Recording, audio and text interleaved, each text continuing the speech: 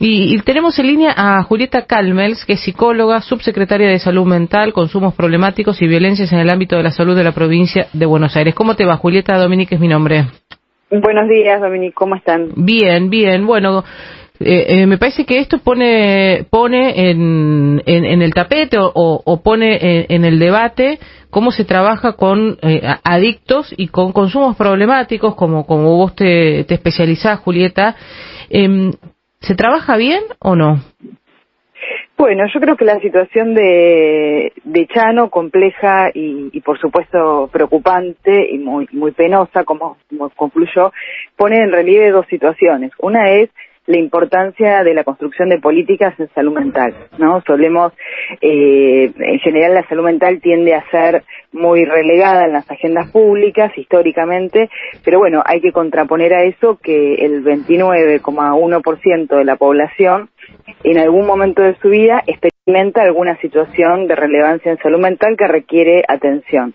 Y acá entra una situación variada de padecimientos posibles, desde trastornos de ansiedad, del estado de ánimo, consumos problemáticos como vos decís, el tema de las depresiones, los intentos de suicidio, incluso, ¿no?, los suicidios consumados. Es decir, el tema de la salud mental, la pandemia lo puso en evidencia, la salud mental forma parte de la vida de todos y todas, y por eso es muy importante que esté reflejada con jerarquía en las políticas de salud y también en la política integral de los gobiernos. Nosotros en la provincia de Buenos Aires, ese es el criterio con el que construimos las políticas de salud y de salud mental. ¿Cómo se tendría que haber primero, qué es un brote psicótico? O porque la madre le pone otro nombre, quisiera que desborde emocional. Gracias, Nelson. Desborde emocional. ¿Qué diferencia hay entre un brote psicótico y un desborde emocional? La madre lo dice, tampoco es médica, pero bueno, quiero basarme en estas dos cuestiones, a ver qué diferencia hay o si es lo mismo.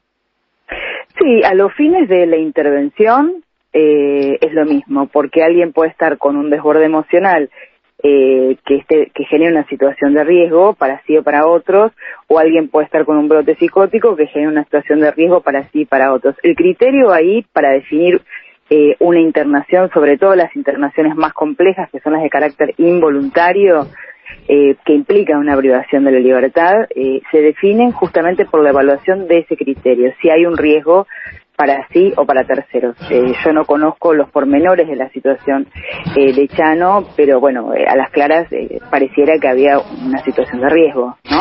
Mira, nadie los conoce, pero teníamos el mensaje del 911 del viernes pasado, donde nos pone con la información a un intento de parte de la familia de la madre de llevarla a una internación. Había 4 médicos ahí y la madre. Que nos da, hay palabras de vecinos, porque él vive en Exaltación de la Cruz, donde contaban que lo habían visto en la ruta caminando de manera sobre la ruta muy peligrosa. O sea que ha habido por lo menos, viste, si este fuese un tablerito con luces, sí, varias luces se encendieron. Sí, pareciera que sí. Por eso digo, la diferencia no está en el diagnóstico, si es un brote psicótico o si es una exaltación del estado de ánimo. No cambia nada. No, porque el problema es el riesgo. Alguien puede estar con un brote psicótico que merece, por supuesto, ser atendido, bien atendido, con un equipo interdisciplinario, con acceso en la localidad en la que vive y no tener que trasladarse cientos de kilómetros como uno conoce que a veces ha ocurrido. Sí. Pero no puede no requerir una internación. Puede ser ambulante. Sí, puede ser una atención ambulatoria. De hecho, así atendemos a cientos y miles de pacientes en la provincia de Buenos Aires. Nosotros generamos la atención en salud mental en la provincia a través de diferentes maneras. Tenemos equipos móviles que trabajan en domicilio, que son muy importantes para nosotros, para atender las situaciones de urgencia, pero también para la continuidad de cuidados de personas que tal vez justamente por la situación de salud mental les cuesta concurrir al centro de salud y hay que hacer un seguimiento de la situación hasta que puedan concurrir. En los 80 hospitales de nuestra provincia se atiende por salud mental. De hecho, estamos generando un ingreso para equipos de urgencias en salud mental en 27 hospitales de nuestra provincia con más de 100 profesionales, justamente por la necesidad de jerarquizar la atención en salud mental y disponer de equipos acorde acordes para el abordaje de esta problemática. ¿Cómo haces ahí justo? En una situación donde aparentemente estaba alterado, realmente alterado, y ya había ido la madre, había ido el padrastro, había ido un tío, había ido un psiquiatra de la obra social que pidió de urgencia a la madre y no lo podían bajar ni controlar, ¿no? Sí. ¿Cómo se hace? ¿Cómo es el trabajo? O vamos digamos, en la teoría a lo que es lo correcto. De las situaciones. ¿Qué se hace ahí, Julieta? Sí, primero hay que decir que las situaciones como la de Chano no son las frecuentes, en el sentido que no nos hagamos la idea de que los temas de salud mental terminan en situaciones de ese tipo, ¿no? Son situaciones excepcionales, pero son situaciones que también ocurren y eso es importante reconocerlo para construir una política acorde a eso. La indicación es que cuando aparece una situación de estas características se pueda llamar a un equipo de salud mental que en general tiene más entrenamiento en las posibilidades de manejo de una situación de crisis, que incluso va a contar también con los recursos farmacológicos que sean necesarios, si es que puede introducirse alguna indicación en ese momento que le permita aliviarse un poco de, por ejemplo, como pareciera ser de un cuadro de excitación psicomotriz en el caso de Chano. El punto es que, bueno, depende de la gravedad de la situación, si el equipo de salud mental alcanza para intervenir. Tiene que aparecer una fuerza de seguridad, eso está bien. Si hay riesgo para terceros y el equipo no puede maniobrar, sí, tiene que pedir el auxilio de la fuerza de seguridad, sí. Claro. Porque si no se puede maniobrar el riesgo. Siempre hay que tratar de que eso no suceda y por eso insisto, ¿no? La mayor parte de las veces eso se puede resolver con el equipo de salud. Nosotros lo hacemos regularmente, no te hablo de situaciones que no conozco, regularmente intervenimos con los equipos móviles, con el SAME de nuestra provincia, con familias que llegan a los hospitales trayendo un familiar. Muchas internaciones son voluntarias, la mayor parte de las internaciones son voluntarias, y cuando la situación efectivamente representa un riesgo, sea el diagnóstico que sea, cuando representa un riesgo para la persona o para otros, la Ley Nacional de Salud Mental, sobre la que tanto se ha hablado, ¿no?, entre ayer y hoy, sí, permite la internación involuntaria también, solo que agrega algo muy importante, que es el control de legalidad posterior a esa medida. Posterior, ¿no? El que indica la necesidad de internación voluntaria o involuntaria es el equipo de salud. Si es voluntaria, la persona consciente está de acuerdo y tiene que firmar un consentimiento, y si es involuntaria, es una privación de la libertad, lamentablemente, pero para preservar un bien mayor que es la vida. ¿Pero quién te lo da eso? ¿Se consigue con facilidad? El equipo de salud. Y mira, para darte un ejemplo, el año pasado con el tema del COVID fue un año un poco más atípico en relación a la forma de la internación, pero nuestra provincia tiene de manera anual en hospitales provinciales 7.000 internaciones al año. En el sistema público. Después está todo lo que ocurre en el sistema privado. Muchas de esas internaciones son involuntarias, en hospitales generales o en neuropsiquiátricos. Sí, ocurren. Yo regularmente los fines de semana, en la semana, todos nuestros directores de hospitales, los jefes de servicio de salud mental, trabajan con situaciones que, insisto, ¿no?, son las menos, las involuntarias, pero que en algunos momentos son necesarias para preservar un bien mayor, que es la vida. Lo que sí, agrega la ley nacional, es que hay que dar aviso al juez a las 10 horas de esa internación, y a los 3 días hay que enviar informes al juez para que el juez autorice o deniegue la internación. Lo que pasa, Julieta, que también hay mucha gente que te dice, sí, esto después lo llevas a la práctica, en muchos casos no te ponen trabas, la justicia no termina de definirse, tenemos compañeros aquí del equipo que han vivido situaciones con vecinos totalmente desbordados y no han conseguido absolutamente nada más allá de las denuncias y hablar a las familias que se pudiese condenar, porque la persona no se quería internar y no se internaba. Bueno, por eso me parece que es importante por ahí no generalizar y analizar las situaciones concretamente. Nosotros tenemos a veces una idea de que la internación es la solución, ¿no? por diferentes motivos, porque forma parte de una vieja idea de que la internación es el método príncipe para resolver los temas de salud mental. Eso ya ha quedado en evidencia, no en Argentina, en el mundo, los tratados internacionales.